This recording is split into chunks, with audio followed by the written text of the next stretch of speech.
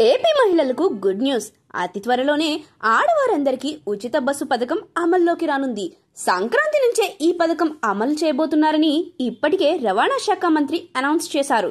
Gannavaram MLA Yarlagadda Venkatrao కూడా ఉచిత RTC ప్రయాణ సదుపాయం త్వరలోనే అందుబాటులోకి వస్తుందని క్లారిటీ ఇచ్చేశారు. ఈ క్రమంలోనే టీడీపీ సర్కార్ ఒక కీలక నిర్ణయం తీసుకుంది.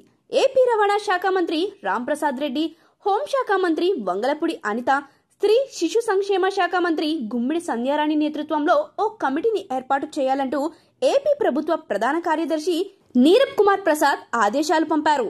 ఆ కమిటీ ఫ్రీ బస్సు స్కీమ్ కి సంబంధించిన అన్ని విషయాలను క్షుణ్ణంగా పరిశీలించవచ్చు.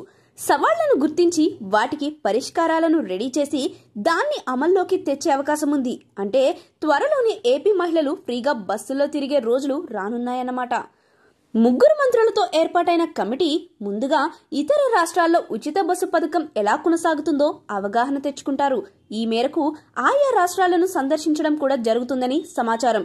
అంతేకాదు నివేదికలను కూడా క్షుణ్ణంగా పరిశీలించి ఏపీలో ఉచిత పథకాన్ని ఎలా అమలు చేస్తే బాగుంటుందో నిర్ణయిస్తారు. ఉదాహరణకి ఈ పథకాన్ని ఓన్లీ పల్లె వెలుగు బస్సులకు వర్తింపచేయాలా, లేదంటే ఎక్స్ప్రెస్ బస్సులకి కూడా తీసుకురావాలా వద్దా అనేది చర్చిస్తారు. వీరు ఒక్కసారి గ్రీన్ సిగ్నల్ ఇవ్వగానే సంబంధిత అధికారులు స్కీమ్ను వెంటనే అమలు పరుస్తారు.